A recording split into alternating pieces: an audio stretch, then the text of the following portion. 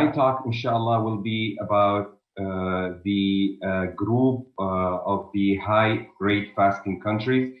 And I'm not going to repeat what have already been mentioned. And as we already talked about the Dar Global Survey, and it was conducted to determine the impact of COVID-19 pandemic on the intentions of our diabetic patients to fast. 13 countries where type 1 diabetic patients were surveyed. We got around 1,400 plus patients. 26% of them fasted for full 30 days, 45% fasted for at least 3 weeks, and 28% fasted for less than 21 days due to diabetes-related illness. And the high-rate fasting countries are countries which included people with type 1 diabetic patients with a high fasting rate, that more than 70% of those who were intended to fast. Let's find out if there are any differences in that group of patients compared to the previous data presented by previous speakers. So in terms of demographics, majority of those patients, we had around 817 people with type 1. Majority of them came from Saudi Arabia, followed by Pakistan, followed by Malaysia. 89% of them intended to fast, 54% males, 46% females, and mean age was around 24 years. Mean A1C was around 8.75%, and average duration of diabetes is 8.7 years.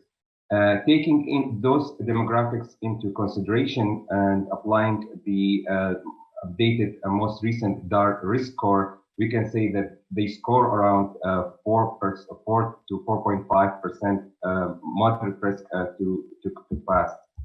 And despite that, asking such group of patients about their intention to fast during COVID-19 pandemic era, when most of the non-urgent clinics were closed down and everything was on closure, despite that, asking such a question if COVID-19 actually affected their decision regarding fasting of Ramadan, 96% of them said no. And of course, the next question was, did they intend to fast Ramadan this year? 89%, as I mentioned earlier, said yes. And very interestingly, 1/4 of those patients actually decided, or they did fast the days after Ramadan, which included Shawwal. We don't know if that was a part of compensation from the days they missed of Ramadan, or as a part of Sunnah to continue fasting for 6 days of Shawwal. What we found interesting in such group of patients that in terms of the blood glucose monitoring, which we expect that they do more, those who actually fasted, they continue to do the blood glucose monitoring as the same frequency as they usually did before Ramadan, and only 23% or 24% of them actually were doing the monitoring more than before Ramadan. In terms of education for those who fast versus those who did not fast, for those who fast, 63% received education mostly by physicians, versus those who did not fast in this group, 67% did not receive education. And in alignment with the previous data also, those who actually did not fast had high risk of complications, including all microvascular as well as macrovascular complications. As you can see, it's a clear difference between those who fast versus who did not fast. Who did not fast had high risk of complication in this group. What about those who decided to fast, or those who more than 70% decided to fast? Let's see how many days did they manage to fast this year, and if they had to break their fast because of diabetes-related illness. If yes, for how many days? And what exactly happened in terms of their hypo and hyperglycemia. So in terms of how many days did they manage to fast, majority of patients actually managed to fast at least 3 weeks to 4 weeks. As you can see, majority of them fasted at least for 22 to 29 days.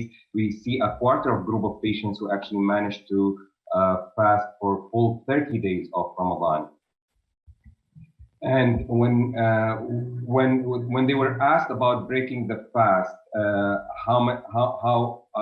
like if they have broke their fast because of diabetes related illness, 63% of those type 1 diabetic patients said yes.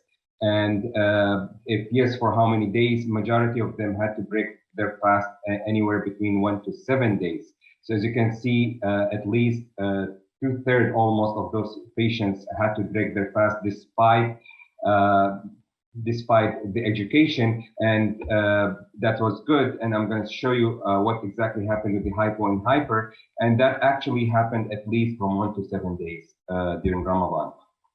In terms of the hypoglycemia, 67% reported hypoglycemic episode during Ramadan, and on average, it happened on 8 days.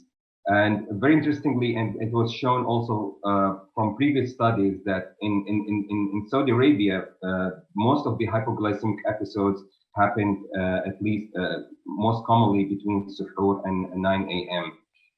Some of those patients also complained of that the hypoglycemic episodes happened before Maghrib time or after Asr, which was in alignment with the other countries. So in terms of did you have to break your fast during Ramadan because of hypos? A direct question to the patient. We had 88% which they did because of hypos, but on the other hand, we also had 12% of patients who said they did not break their fast because of hypos. And this is a very high percentage for patients with type 1 diabetes who are risking their life because of hypos and continuing to fast. 12% is still high. And out of those who did break their fast, out of those who did have the hypoglycemic episode, we see 3% of those patients actually requiring an emergency room visit or admission to the hospital. So that hypoglycemia was severe enough to get them admitted to the hospital or visiting the emergency department.